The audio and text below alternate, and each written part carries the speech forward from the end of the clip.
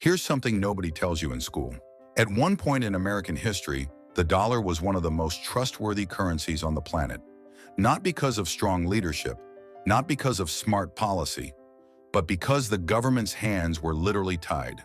Then one day they untied them, and everything changed. Let's start with a simple question. What gives a dollar its value?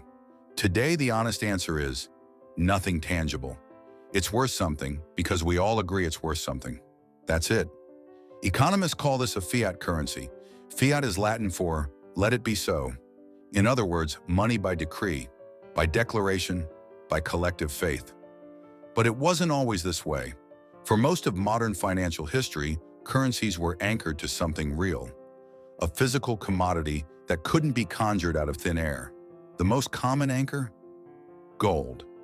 Under a commodity-backed system, your currency isn't just a piece of paper or a number on a screen. It's a claim ticket, a promise. Hand over this bill, and you are entitled to a fixed, guaranteed amount of metal in return. That relationship, paper to metal, is what kept the whole system honest. And the same logic applies to silver. In fact, Britain's pound sterling gets its name from exactly this idea. 1 pound of sterling silver. The name itself is a reminder of what money once actually meant. Now, a lot of people hear gold standard and picture merchants hauling sacks of coins everywhere. That's not how it worked. Banks still issued paper notes. People still wrote checks. Commerce still moved at a modern pace. The gold didn't need to physically change hands every time someone bought groceries. What mattered was the backstop, the guarantee sitting underneath every transaction. If at any point you wanted to convert your paper money into gold, you could. Banks were legally required to make that exchange.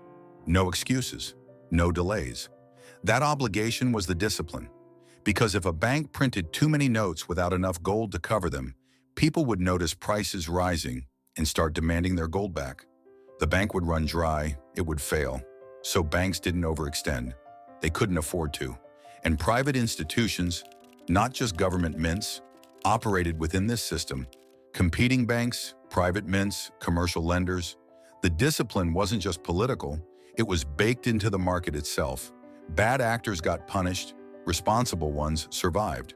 So what did this actually produce in practice? Price stability that's almost hard to believe by modern standards.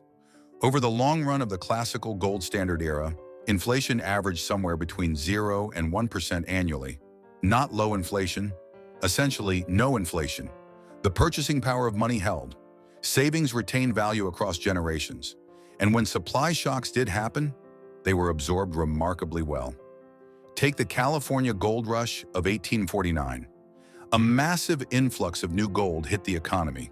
By conventional logic, you'd expect runaway inflation. Instead, prices rose by less than 1.5% per year for about 8 years, and then stabilized as the broader economy caught up. The system corrected itself without any central authority stepping in to manage it. This is the part that surprises most people. The gold standard wasn't some fragile, rigid system constantly on the verge of breaking. It was remarkably self-regulating. Problems emerged. The market absorbed them. Life went on. So why did it end? Not because it failed, because it got in the way. The gold standard had one feature that made it deeply unpopular with governments. It said no, constantly. You want to fund a war? You need the gold to back the spending. You want to stimulate the economy? You can only print as much as your reserves allow. You want to expand the money supply for political reasons? Tough. The gold doesn't care about your agenda. That constraint is exactly what made it valuable to ordinary people, and exactly what made it intolerable to those in power. The first crack came in the 1930s. The United States was deep in the Great Depression. President Roosevelt's administration decided that the path forward required more monetary flexibility, more printing, more spending, more government intervention.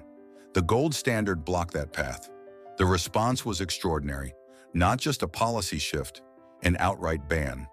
American citizens were ordered to surrender their gold coins and bullion to the Federal Reserve. Private ownership of gold became illegal. The promise that had underpinned every dollar for generations was simply canceled, for domestic purposes at least. Foreign governments and central banks could still redeem dollars for gold. That thread held, and for a while. But by the late 1960s, the Federal Reserve was printing dollars at an accelerating pace. Overseas, foreign central banks were watching the purchasing power of their dollar reserves erode. They started doing what anyone would do, converting their dollars into gold before the value dropped further. The U.S. gold supply began draining, fast. At that point, there were two options: slow down the printing press, or cut the last remaining tie to gold entirely.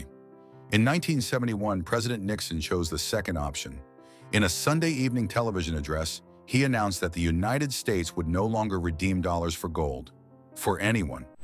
And the American economy is by far the strongest in the world. Accordingly, I have directed the Secretary of the Treasury to take the action necessary to defend the dollar against the speculators. I have directed Secretary Connally to suspend temporarily the convertibility of the dollar into gold or other reserve assets, except in amounts and conditions determined to be in the interest of monetary stability and in the best interest of the United States. The last link between the dollar and physical reality was severed, just like that. The consequences weren't subtle. With no gold anchor, the money supply expanded rapidly. Inflation, which had been a manageable background hum for decades, turned into a roar. By the end of the 1970s and into 1980, the United States was experiencing double-digit inflation. Prices were rising faster than wages. Interest rates spiked. The economy lurched.